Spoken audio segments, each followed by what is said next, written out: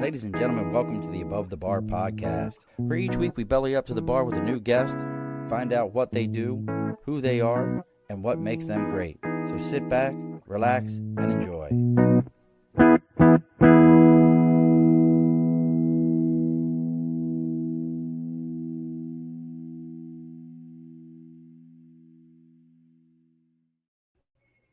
Alrighty, folks, welcome back to the Above the Bar podcast. It's your host, Sean. It's that first, I can get this one right. It's the first Wednesday in June, because normally I jack that up completely. So I at least am able to get that one right. So make sure you folks, you take a minute as you're logging on and joining us. Make sure you're sharing this around, but joining us. And I didn't even think about it when we were talking. I should have found out exactly where my man was hailing from, but we'll figure that out here completely in a moment. So joining us, and look, I had a really great opening plan for him, and then he told me I was pronouncing his name wrong, because I was gonna say Zurriane the Hurricane was coming through with us, but he said it's Zurriane. So joining us, and I'm gonna assume it's somewhere down south in the land of milk and honey. It's Mr. Chief. We can call you Chief Warrant Officer if you want me to. Chief Warrant Officer Zurriane Bennett.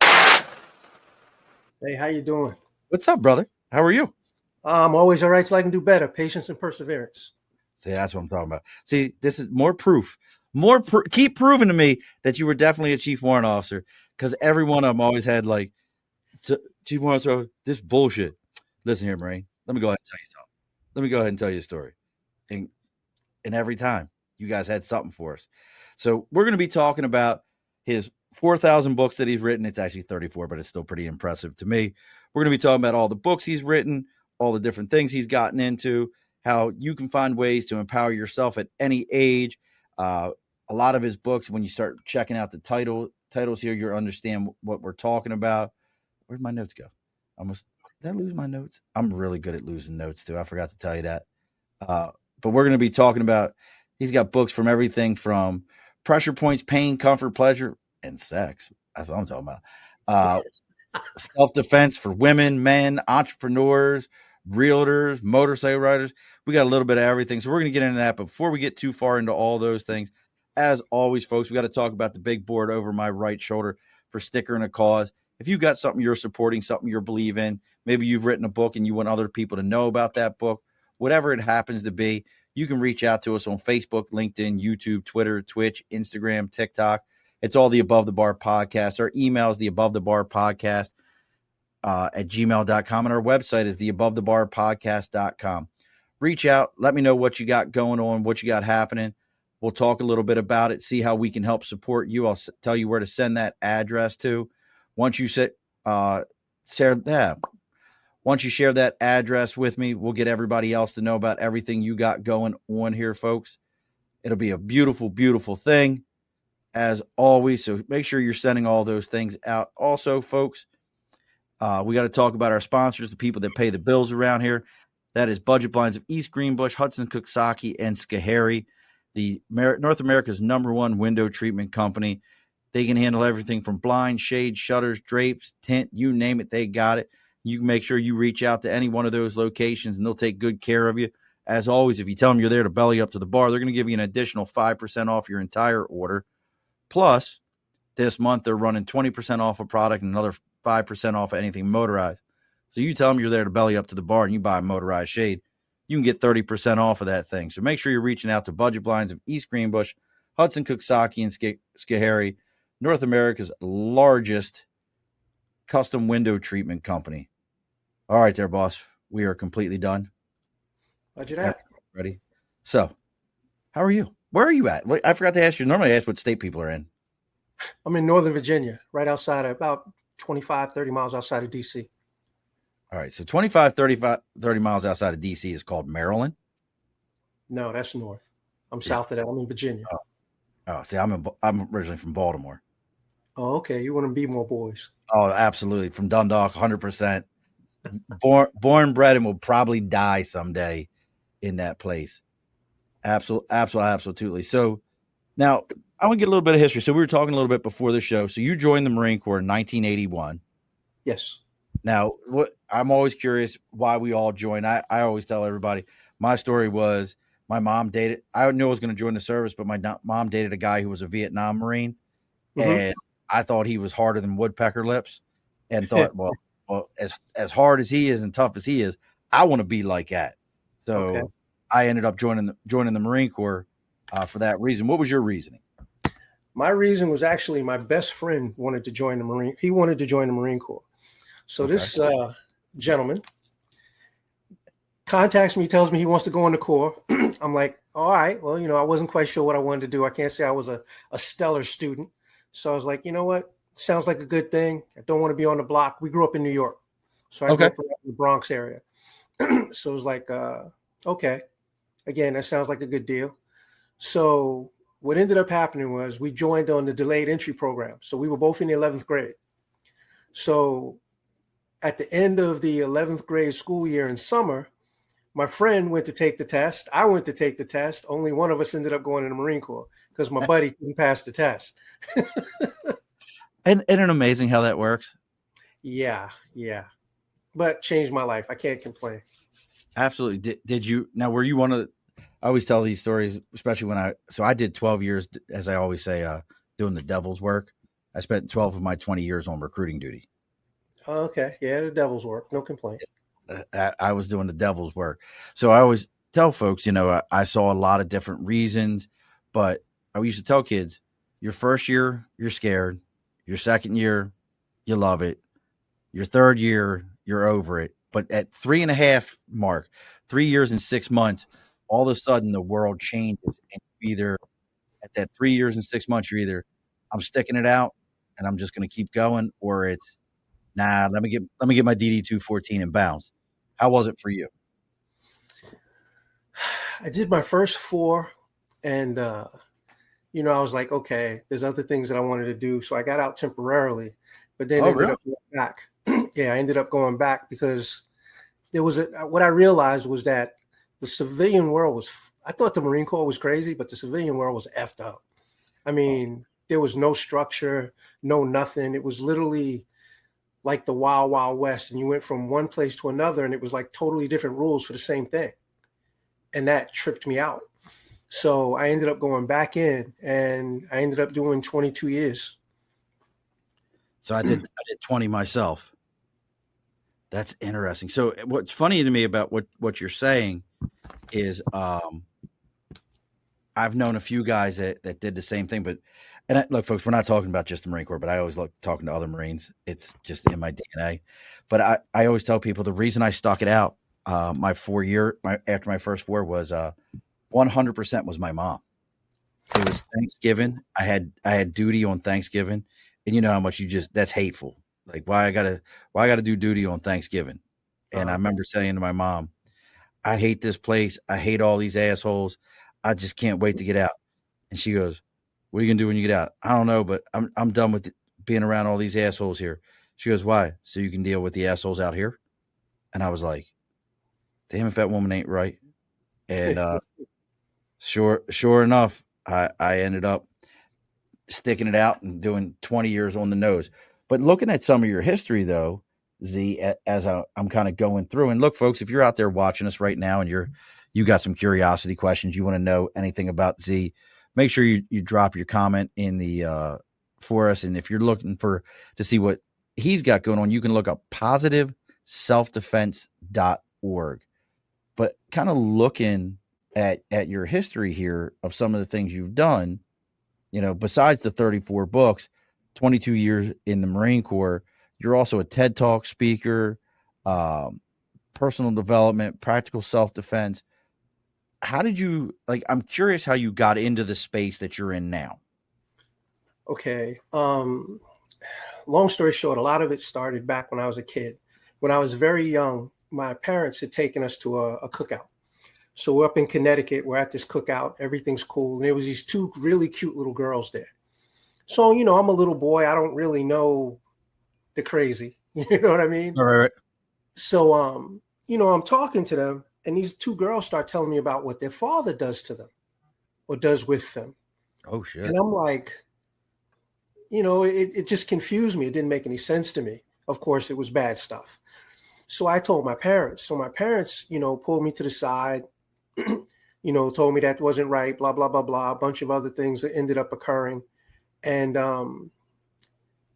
I also had an uncle that was teaching martial arts, because I've been doing martial arts for like, more than 50 years. And that kind of put me on the road to trying to help people, women's self-defense. I used to teach for the Sexual Assault Victims Advocate Service. I was one of their instructors for about 10 years for free. Oh, wow. Yeah, I did their women's basic, women's advanced, and then resisting aggression defensively for children. Then I ended up getting into law enforcement defensive tactics and started teaching for, I taught for up in Maryland, and I also taught for Prince William and did defensive tactics for them.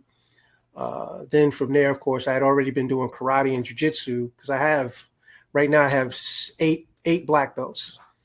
So I do karate, jiu-jitsu, law enforcement defensive tactics. I do Japanese sword, live blade. I'm also ranked in judo. Wow. I appreciate the sword stuff, because I studied Aikido for a while and got into sword. I have a Iaido, and Okay. used to have a Boken. I don't have my Boken anymore. I do Mugaru. Now, what is that? It's a traditional Japanese sword art. Everything in Mugaru starts at the knees. So you start with scissor, draw sword, and everything is from there. And we do live cuts. Now, what about your time when you were in the Marine Corps? Were you in, like, because you would have been line training days right up to, did you make it to McMap days, or were you just line training? All of it. Well, line training. I was supposed to get into that program, and then some other stuff happened, and I just didn't do it. Family stuff. Gotcha. So with all these different things that you were doing, how does that translate into, because when I think of martial arts myself, I think this is disciplined, it's structured. Probably one of my best instructors ever, his words were, learn 5 things and get really good at them if you're ever going to try to use them outside of the dojo, because most of this is very in that space. It's hard. Nobody's going to grab you around the neck and you'll be like, hold on a sec, let me grab you, twist. Like, how did you, because a lot of your stuff is about practical self-defense, practical use. How did you take all those different elements and work them together into a practical application? Well, luckily, again, growing up in New York, I've been jumped. I've been in freaking gang wars, all types of crazy stuff that's happened, coming up. I've been literally shot. I've been stabbed. I had a man when I was 13 come after me with a hatchet hammer. Oh, shit. Yeah. His daughter and my little brother had gotten into something. Me and a couple of my friends are coming from the avenue. So we're walking up the parking lot, and all of a sudden I see my brother running across, and I see this man behind him, but I don't put 2 and 2 together. I can't figure why some man would be chasing my brother. So my brother comes around me, runs around to the back of me. He's like, Zurriane, blah, blah, blah, blah, blah, blah. So I'm like, what? Then I look, and I've got this man, grown-ass man standing in front of me. So he's looking at me, and he's like trying to get to my brother. And I'm like, sir, I don't know what the problem is, but, I can't let you hit my brother. You're going to have to talk to my parents. Next thing I know, this dude hits me in the chest. Boom. Oh, shit. Yeah, I lost it.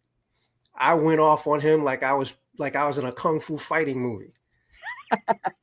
I tore him up. He leaves, runs to his house, which was I lived in the projects too. Okay. So he runs to the house, which is across the street from the projects. He comes out with a hatchet hammer and comes at me. Oh, shit. Like, yeah. So I've just had a lot of crazy things happen to me, and I've been able to help people to get out of those things. Like when stuff was really crazy in the 70s in New York, or the late 70s. I used to have people, now mind you, I'm that little 6'7" guy too. 5'7" guy too. And I would have people coming to me going, yo, they used to call me Zab back then. Well, we need Zab. And I was like, next thing I know, I'm in the middle of some craziness. And of course, the person who brought me is not telling the whole truth. Don't you love those people? Aren't they your absolute favorites? You're like, wait a sec. Like, are we missing something? No. You know it all.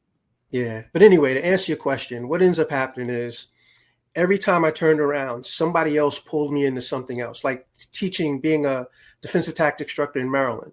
Somebody else pulled me into that. Being a defensive tactics instructor for Prince William, somebody else, a Captain Webb, he brings me in and tells me, you know, I want you to be a defensive tactics instructor for our officers. And I was like, the funny part was I met this guy in the law enforcement training camp, right? Down in what is it? I forgot where it is, but it's further down Virginia. So I'm down there, I'm doing the training, and this tall white guy walks up to me, right? And he goes, "How you doing?" I'm like, I'm fine. How are you? He goes, are you Zurriane Bennett? I said, yeah. I said, I understand they call you Z. I still don't know who this guy is. I'm like, yeah, I'm Z. How can I help you? He goes, I heard you're really good at martial arts. I was like, because I'd already been an officer for New York City, and I'd left New York City and moved to Virginia. Okay. So I was going through their training. So anyway, I'm going through Virginia's training. The guy walks up to me, introduces himself, all of that stuff, but he doesn't really tell me who he is or where he works for. So he tells me, okay, you got defensive tactics class coming up soon. I was like, yes, sir, I do. He goes, well, I'll be there. I go, all right, whatever. I don't care. Right? So literally he shows up. The instructor and me didn't really get along. So the instructor is trying to do some crazy stuff.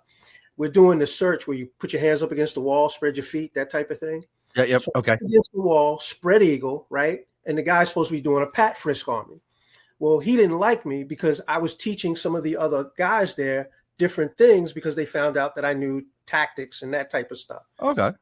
So this guy kicks my feet out to where I'm almost doing a split. Then, because I'm not reacting, from behind, he grabs me by the quiones. No shit. He's a big dude, lifts me up the wall.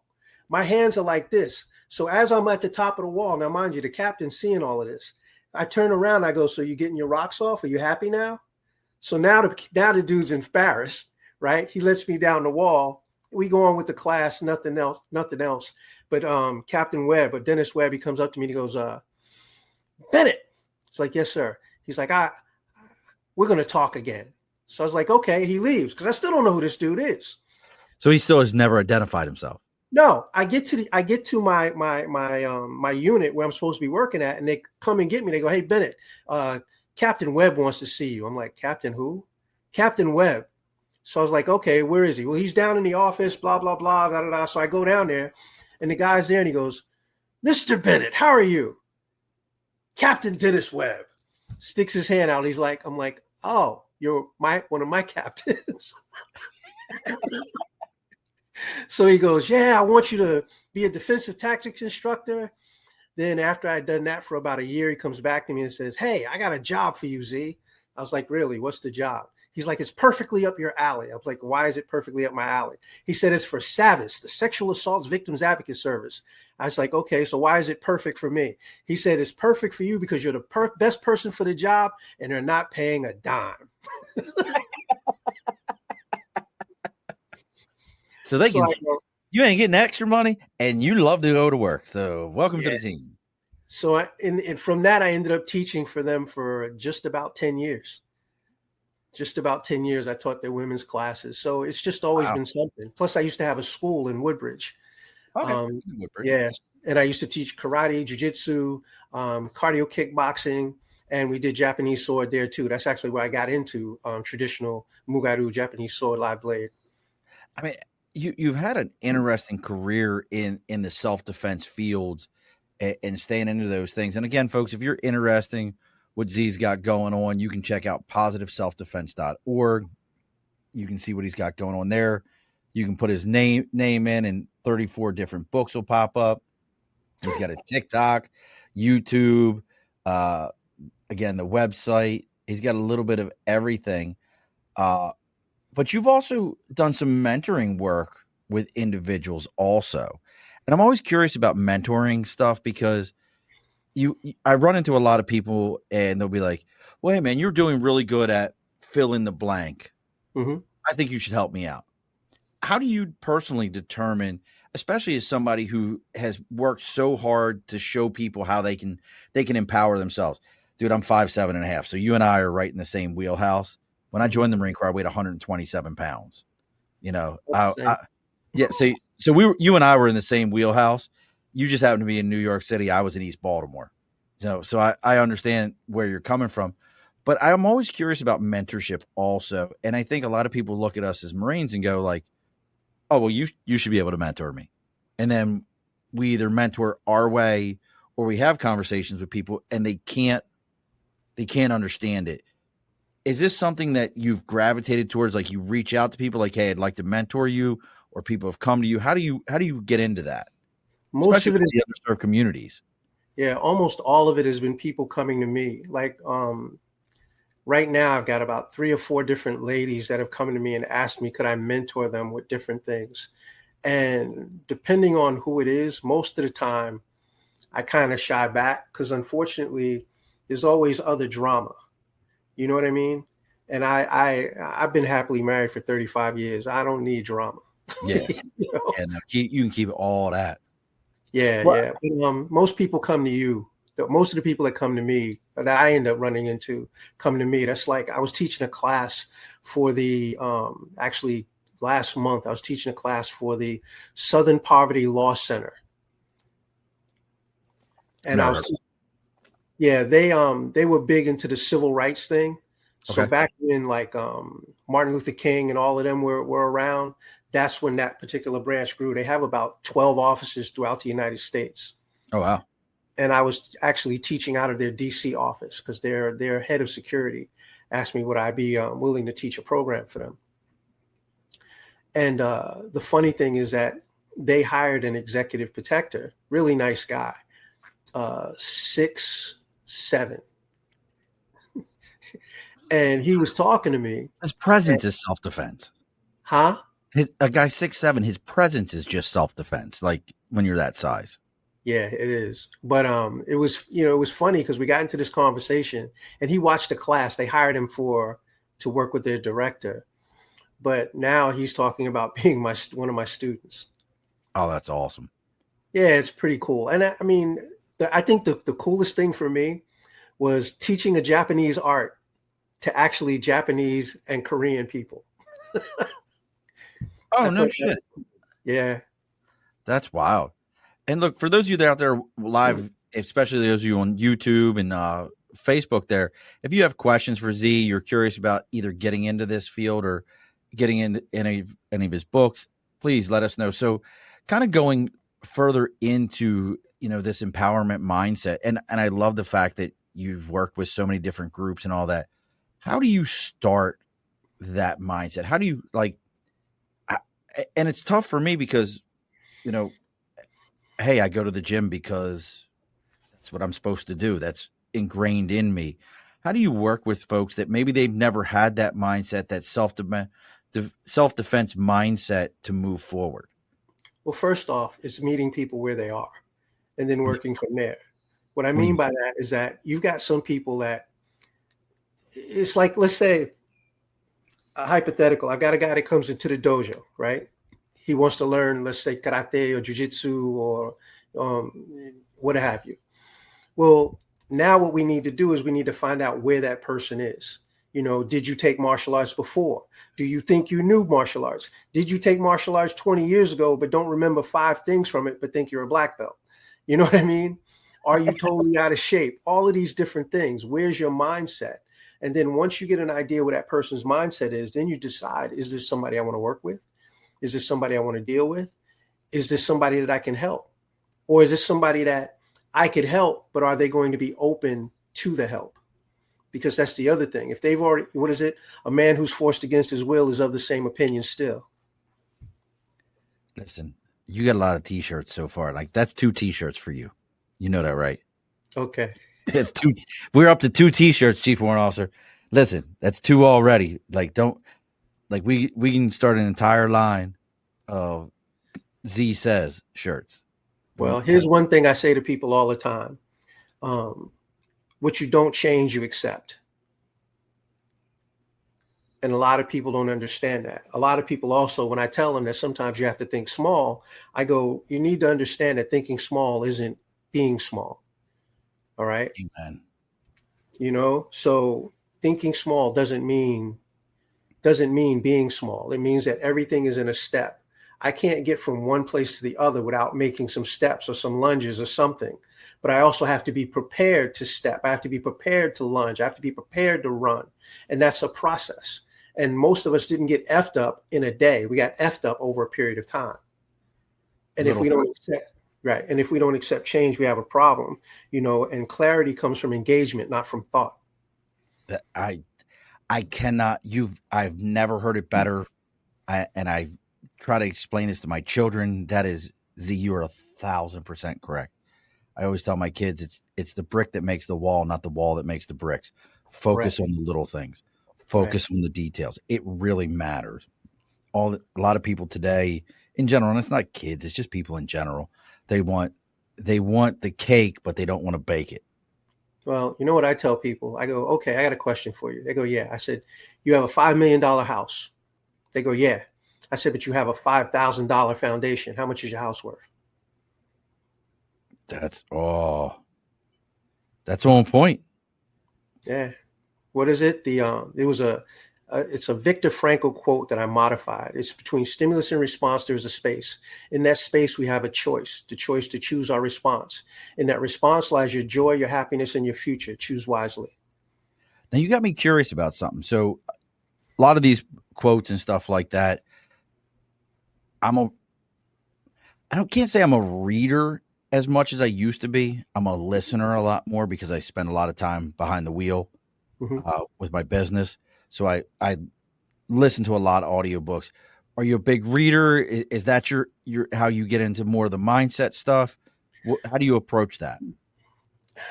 I'm a child of parents that were lovers of chemistry. Okay. And I don't mean in a positive way. What do you mean? I got you. So because of that, and because of my environment growing up, I was always looking for things to try to make sense of it, because I didn't really have role models growing up. My role model, believe it or not, was Dr. Spock off of Star Trek. And listen, there's nothing wrong with that. Because everything with him was logical. My first person I ever saw get shot was in my kitchen. And the person that shot the man was the woman that shot her husband, right? The husband was a cop, and he was in my kitchen with my parents. They were playing cards and stuff like that. And whatever happened there. When I was 13, it was 12. When I was 12, I was walking into my building one day, and there used to be this girl. Well, she's still around. Beautiful. I thought she was the most beautiful girl on the planet. I'm walking in the building, and she's coming towards me, and she's holding her neck like this. And all of a sudden, I noticed that there was red all down here. Her boyfriend had cut her throat. She lived, but she's got a huge scar across here. When I was, 9 or 10, I went to go see my cousin who lived on the 9th floor. I'm coming downstairs, and as I'm coming down, I get to the 7th floor, and I realize that there's no out from there. There's an out to the basement, but not an out to the front of the building. So I stop on the 7th floor, go around to go to the other stairway, because there's only 2 stairways. When I go around to the other side to get to the other stairway, there's a little girl's body laying in front of the elevator door with no head. The little girl had stepped up on the little stopper, and somebody had knocked out the glass, and I guess she got impatient. She had stuck her head through just as the elevator had come down. Z, you have yes, sir. You have 34 books. Which one is about your life? Not one. That's bullshit. Not one. That's bullshit. Not one. You heard that, right? You heard that trumpet. Every time I've tried to start writing my little life story, something stupid has happened, and I've either crashed the computer, or what have you. No, you haven't. Here's what you've done. Okay. And see, I'm going to be this guy today. This is why I love other Marines, because this is the shit we do to each other. The reason you haven't finished it is because as you say these things, I can see the look in your face where you're like, fuck, man, I saw some shit before I ever saw some shit. You know what I mean? Yeah. And you don't want to sit down and write that, because then you have to relive some shit. Because if you put it on pen and paper, that makes it real. brother, you got a hell of a story there. Like, these are conversations I normally have once the cameras, like, we're not recording, I have with folks. And I'm sorry, Z, and we'll get back to your thing, man. But you're like, folks, I promise you, if you talk to many, many Marines, not that Z's, and I'm not downplaying, but you have a very typical of a lot of the cats I grew up with. My boy Bobby Ray Willis, he knows I love him to death. If he called me now, I'd be in Mississippi. God, I hate going to Mississippi, but I'd be in Mississippi, and he would tell you, like, bro, I was a gangbanger. I was a black gangster disciple, and we were thick as thieves. Like, Z, you saw some shit before you ever saw some shit. Mm-hmm. How much has that had an effect? I mean, and I know we talked about it a little bit, and you were like, well, I saw this, I saw it. But let's be real. Like, how much of that really digs into getting into this community empowerment and getting to the root of the truth for people? How much of that really digs into that? Probably a heck of a lot. And I try, like you said, I try not to think of it that way. Because I remember me and my friend Brent, we were playing catch one day. And true story. I'm throwing the football at him. He's throwing it back. One of the times I threw it to him, instead of him throwing it back, he decided to come at me, like he was going to get past me with the ball. Brent took about maybe 10, 15 steps. At the end of that 10, 15 steps, all of a sudden behind him, I saw something hit the ground. Boom. It was a woman. She had jumped out of the 7th floor window, right? The last thing she did was go, and that was it. When I got to her, she did that little breathe thing, and that was it. She was going through postpartum depression. She had just had a baby not too long ago. And you're from that other New York City. Like you're from that New York City where I'll burn my building down because the insurance money is worth more than what that building's worth, that today would be worth millions upon millions. Almost you're from that New York. You're from that New York where, Bumpy was gone. He wasn't running shit the way he used to. Mm-hmm. And you had other cats that were running a heroin trade through New York City. Yeah. And I've read Bumpy's book. Just that's the guy I am. I've read his book and everything. Well, I read his book that his wife wrote about his life. So Bumpy. we'll call about that. But I mean, I'm sorry, man. I want to keep going into your other stuff. And if I'm wrong, fix me. But good. I mean, your life to me is absolutely fascinating, what you've gone through. So you then take that, you've seen death growing up. You watch people go, you watch people get shot. And like I know, you get into the Marine Corps barracks, and a guy like you who's lived all those things, you think everybody's lived that. You're next to a kid from Connecticut or from farm country, Ohio, who the only thing he ever saw die was his daddy put down a cow. You know what I mean? And you might have been the first brother he ever met, especially back then. Oh yeah. Look, I tell people all the time, I never met a dude. I met one Hispanic dude my entire life. Really? Before the Marine Corps. Bro, there's no, dude, where I'm from in Baltimore, you were either white, Irish, white, Italian, or you was black. That was it. There wasn't nothing else. Like, we had one exchange student, and he was like, this is the crazy shit. He was an exchange student from like Puerto Rico or some shit like that. Like, and the only thing that was cool about him was like, tell us cuss words in Spanish. Because we were dumbass kids. But you're right. When I was in Japan, I was in Itakuni, Japan, and then I was a corporal. I had this one dude, that white guy. He fucking hated me. He hated the fact that he had to take orders from me. He hated the fact that he had to listen to me at all. So one day I just had enough, and I was like, you know what, man? He's like, yeah, you take those stripes off. I'll kick you. Da da da da da. I was like, you know what, man? Check it out. When we get off today, because we work 24s and 48s, I said, when we get off, we can go to the gym. They got a boxing ring in the gym, and we can do whatever it is you want to do. And he was a big dude too. And he was like, yeah, well, don't you do none of that wushu shit on me. I was like, don't worry about that. He didn't know I was pre-Golden Gloves back in the day. So it's like, okay. So we get there. He quit before, I think he quit before the second round. They had volleyball on one side, basketball on the other side, and the fighting ring in the middle. People stopped playing volleyball that didn't know me or him and stopped playing basketball to watch me whip his ass. That sounds like the Marine Corps. But it was just, again, and unfortunately, we're getting to some really crazy times. Like I don't do bodyguarding. I don't do security, any of that stuff. Almost every day I show my wife stuff where people are literally reaching out to me, asking me, will I do private investigations for them? And it's for crazy stuff, cheating, all types of silly stuff.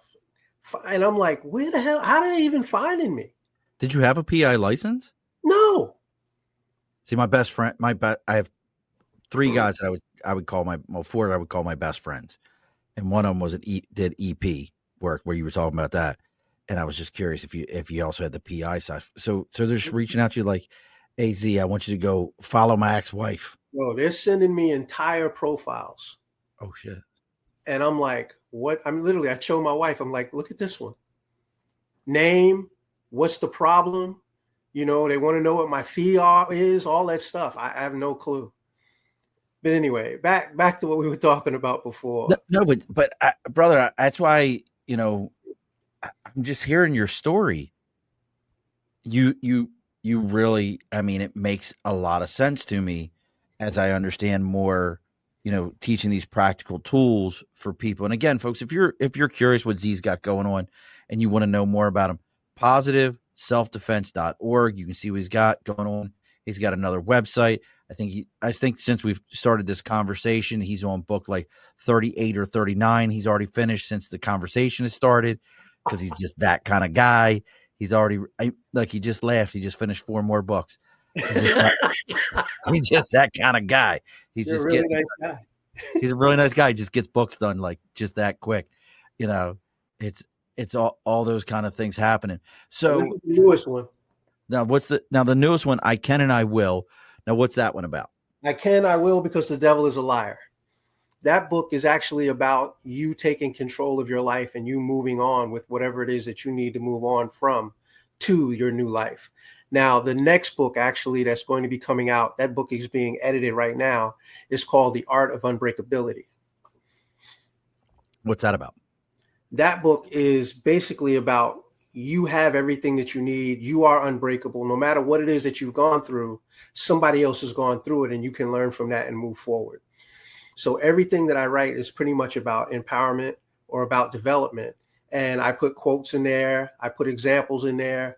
I try to make it as, like you said before, like this conversation, to where you're having a conversation with somebody that you're bellying up to the bar as your quote, and getting information that you can use, which is funny because the book, I Can, I Will, I got a call from a lady the other day, actually a month ago.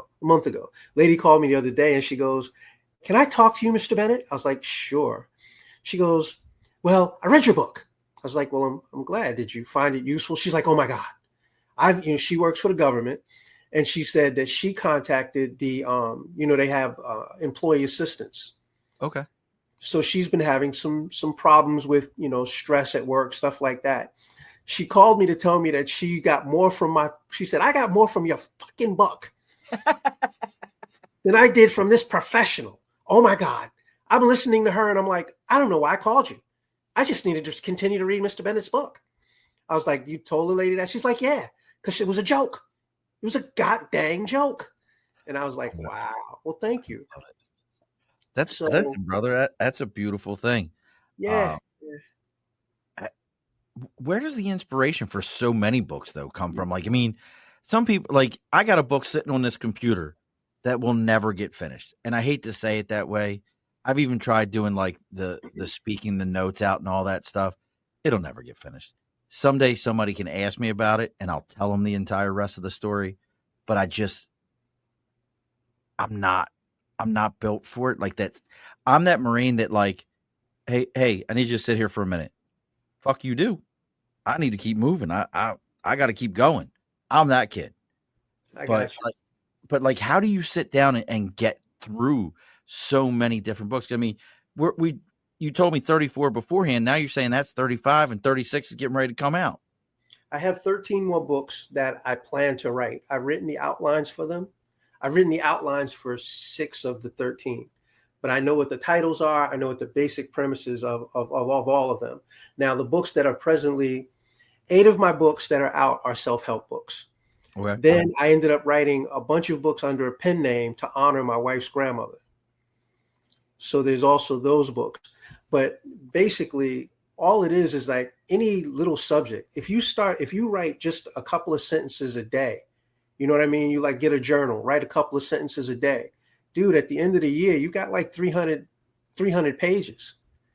You know what I mean? It's really, like I said before, it's about steps. It's about taking your time to do whatever it is. Like the 13 books that I want to write, they're all fiction. Gotcha. And for the most part, most of them just need to be edited. You know what I mean? To fix me. Because like you said, I'm a Marine.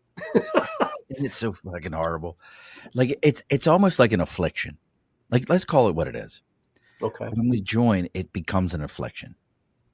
I heard somebody say there's a guy online. I don't know if you've ever followed him on TikTok, the Fat Electrician. Have you ever followed this guy? Check the kid out. I call him a kid because I know he's younger than we are, but he like talks military history and different stuff. And he's like, I love Marines. They are the CrossFit of the military. They will if you want to know where the Marine is, just wait a minute. He'll tell you, because he doesn't want you to ever make a mistake that he was part of any other branch of service. Just give it him. And I'm like, yeah, that's 100% us. I will make sure that you don't ever mistake me for, and especially like, so what was it like being a soldier? I don't know. I was a Marine. Don't look, you're shaking your head. For those of you who aren't watching the live, Z is shaking his head like, yeah, don't ever call me that. Like I'll be damned if you call me that. Right. So, I mean, Z, so we've got all these different things going on. You're absolutely fascinating to me. Oh, thank you. You truly are, because you and I would have got in trouble in the Marine Corps because you're older than me. So you'd have probably yelled at me, and I'd have been like, Gunny, I got this. And you'd have been like, Murphy, no, you don't. And I'd be like, nah, I'm good. Oh, dude, I could tell you a story that happened in my Marines once that I thought was crazy. We were doing a joint mission, and we were at one of the bases in North Carolina. I'm not going to say the particular one. Well, there's only 3. 4. Let's leave it alone. So I'm away, right? I come back. I find out that they had locked the base down. Oh, shit. The reason that they locked the base down was because somebody acquired a ship that had been donated by some brigadier general that had built himself a model ship. You know those huge ones? Oh, yeah. That was in. Guess where the ship was when it came up disappearing? Oh, was it in one of your guys' barracks room? No. Guess where it was missing from? Oh, let's see. Missing from, I'm going to guess that the worst place that it could be besides his house. Base, his office? No. Base headquarters? Who's in charge of investigating everything? Oh, no. It was over at the not the JAG, the NCIS. Oh, no.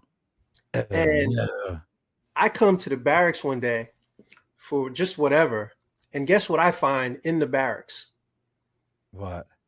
That ship. Oh, no. So I talked to, at that time, I wasn't a warrant officer. I was a gunny then. So I end up talking to the warrant officer that's in charge. And I go, dude, you just made whoa. He's like, yeah. I was like, I'm letting you know that this is going on, but I'm going to handle it. So he was like, "You're going to handle it." I said, "Yeah, I'll handle it." I said, "You don't need to have no parts of this. All right. Cause you're going to be here like a hot minute." So I end up going over there and talking to them, giving them this ship, all this other stuff. They put me through this 9-act play, but nobody got brig time. Nobody got a page 11. Nobody got an Article 13, and everybody went on. That's a beautiful thing, man. Did Folks, you know got drunk? God, listen, I have so many stories like that. Look, folks, it's the New Scotland last call. Discover the spirit of the Highlands right here in New York at New Scotland Spirits. We're more than just whiskey makers. We're storytellers, distillers of heritage, and champions of locally grown grain. Every bottle is handcrafted, bold, and unapologetically New York. Whether you're sipping, gifting, or stocking your bar, make something memorable. Choose New Scotland Spirits. Visit newscotlandspirits.com and taste the tradition. New Scotland Spirits, distilled with pride, enjoyed with purpose. There you go, man. That's a new look. That's your home state, little New York, there. Yeah. That's up here in the land of the lost, though. I hear you. Well, I'm going to try to leave you guys with something that might be able to help them. Yeah, please. I'm actually go from my because I don't want to miss anything.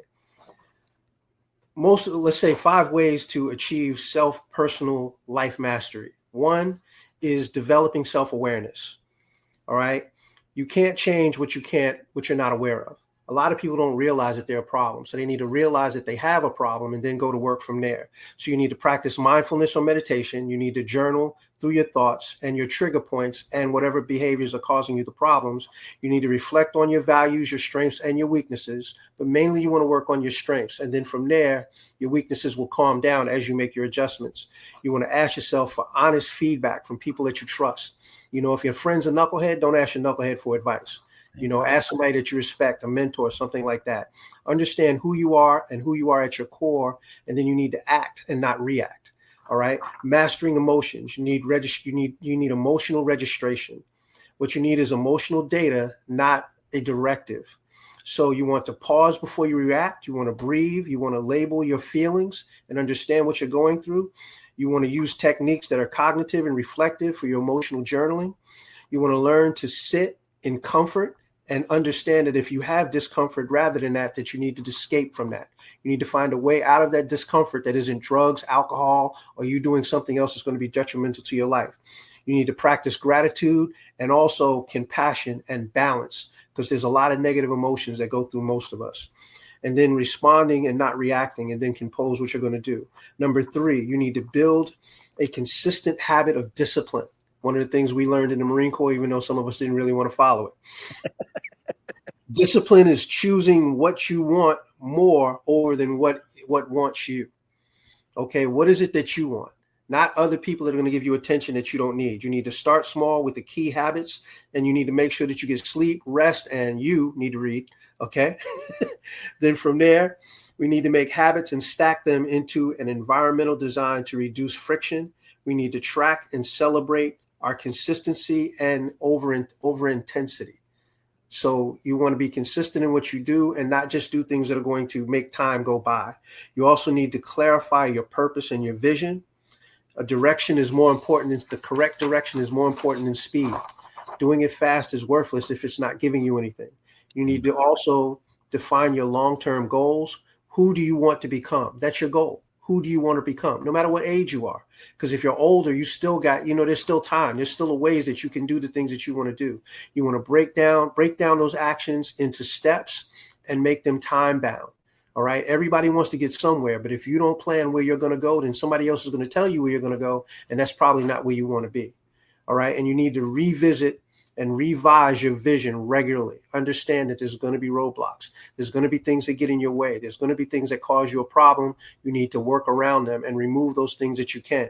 Everybody wants to say that they're a self-made whatever. That's bullshit. Right. Everybody had help, no matter who you are. And then you want to cultivate a growth mindset. All right. You're always working on progress. You want to embrace challenges as opportunities to learn. You want to replace I can't with I can learn. You want to surround yourself with people who challenge you and inspire you. And you want to reflect on your failures with curiosity, not judgment. That's another thing. We all blame ourselves for stuff that didn't work out, but that was part of what helps you grow. That was part of what's going to get you to the next level if you learn from those things. And then that constantly evolving through effort and learning is the key to whatever it is that you want to do. So in a short realm, own your mindset, positive thinking to change. All right, set clear and specific goals and deadlines. Invest in daily habits that are going to help you. Build a support system and relationship, be it the people around you. And remember, too, if you're the smartest person in the room, you're in the wrong room. Amen. Okay. And then you want to learn to adapt and keep moving forward. Those are the things that are going to set you free as you move forward. And, I'm working on this course now. It's called Midlife Mastery. And trust me, it's been a challenge. But most of the challenge has been with the programs that I'm using to write it, because I'm trying to make it to where everything is digital. Mm. And because that way it's easier to track, easier to put down. But the system's been acting really stupid lately. But technology moves at the speed of smell many times. Yeah. And again, whatever you believe that you can do it. It's just you have to be willing to do the work and do the effort. Motivation is just the starting of an engine. Inspiration is just the starting of an engine. It's that effort and that consistency that are going to get you to your goals. Hopefully that helps. It does, because you kind of, a couple of things you said just now, I'm curious of.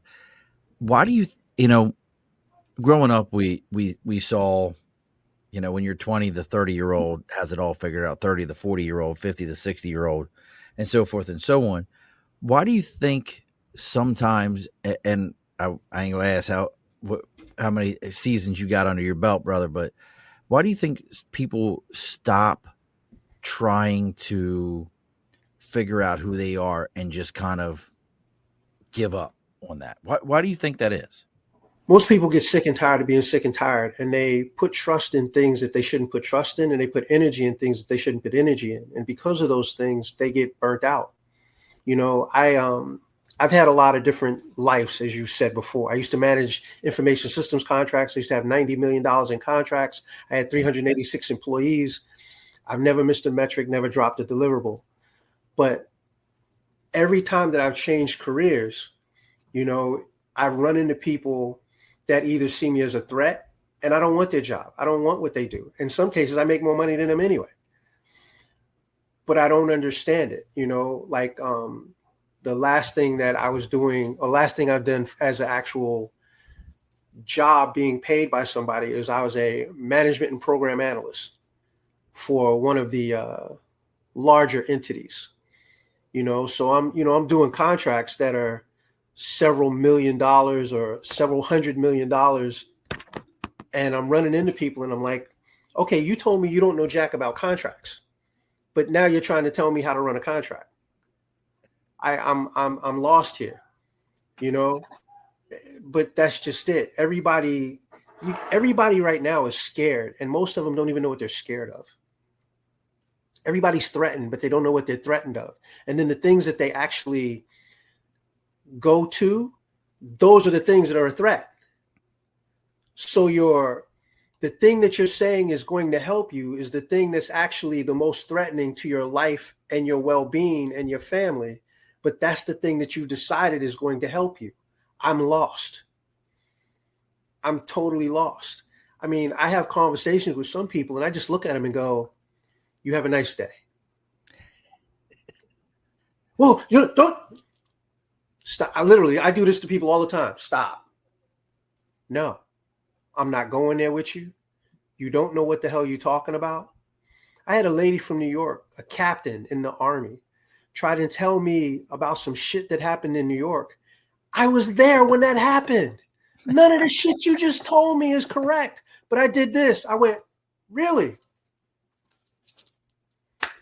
Because it was a waste. You gotta beat feet. Yeah, because you got people that will swim oceans, climb mountains to be right. But dude, there's an elevator, an escalator right there. There's a ship that'll take you across. There's a bridge 5 steps away. But you're telling me that you needed to do this. And it's not for your fitness. It's not for your well-being. It's just because you're stubborn and ignorant and you refuse to accept anything from anybody else. Amen. brother, Z, I could probably sit and talk to you for hours. I don't know. See, I have I my burger. appreciate you slumming. Listen, brother. Listen, we be all right. We can do old school. We can do old school Marine Corps. Crack a bottle of Boone's Farm and St. Ides, and we just make it happen. You know, Ooh, you really went back, didn't you?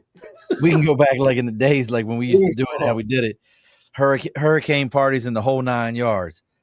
You know, everything you say, and I could probably spend another hour with you because you were talking about, gratitude and why do you think, and I'm curious, like, I'm going to ask this last question before we close up shop here.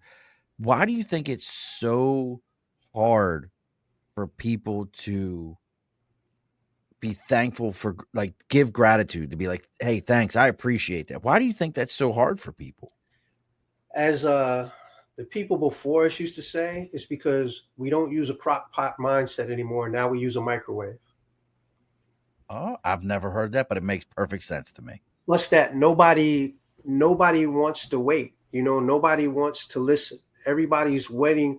They're talking to you, and instead of them listening to what you're saying, they're trying to come up with their response, no matter how much they don't know. And they want, just look around you right now. And I'm going to stay away from it. I was about to say politics, but I'm like, I don't give a shit. This is my show. I can do anything I want. You have a person in charge of education who literally goes on national television and says, well, there's this A1 program that we're going to have for kindergartens. It's AI. Yeah. Okay. We have a guy that's in charge of health services that literally took his kids into pretty much an infested lake, a lake that's got all types of freaking E. coli and everything. He not only went in there himself, he took his grandchildren. But he did get rid of the red dye 40. I mean, whatever. Yeah. Okay. Yeah. We're going to get rid of $1 trillion. It cost, we got rid of 100 billion, and it cost us 133 billion, but we were supposed to be getting rid of $1 trillion. Oh, you saw Eli called him out, or Elon called him out, right? Yeah, that's because he lost $50 billion, and now he's trying to fix shit. Well, Elon called him out because he's like, hold on, you guys asked me to come over here and do all this shit, and now you ain't gonna do none of it. Well, now he's talking about that their bill is garbage. It's like, hold up. Oh yeah, he called it out. He called it out as garbage. But my whole thing is, look at all of the people in this area that are now no longer have a job right now. Mm-hmm. You know what I mean? Look at all of the companies. Yeah, look at all of the companies, no matter where you are, that are going to be affected by this, because the government is the largest employer in the freaking United States. Absolutely. So a lot of contracts and things like that, or funding for different things. Well, listen, folks, if you liked what Z's got to say, you can check him out on positiveselfdefense.org. You can see what he has going on. You got any upcoming speaking engagements? Anything where people can see you live? Not right now. I got another group that's asking me to do another another TED talk. So I'm looking at that, and I'm looking for more speaking gigs, because I really do like doing that. I found that I love to teach, and motivating people and giving people inspiration and giving them actual tangible things that work. That's like my passion. Well, look, folks, go see what Z's got going on. See what he has happening. Make sure you're following him online. You can see what he's got going on. That's Zurriane. I'm jacking it up. So I told you. Zurriane. I told you. Listen, as a gunner sergeant, I just been like, hey, Zurriane Bennett, and Zurriane is Zurriane, and then Bennett, BE, 2 N's, E, 2 T's. See what he's got going on. And if you're finding us through Z or Z through us, make sure you join us every Wednesday, 8 p.m. Eastern Standard Time. We're always doing a live show. Next week, we have a gentleman by the name of Atiq Ahmed. Atiq wrote look, we're staying with New York for a little bit, brother.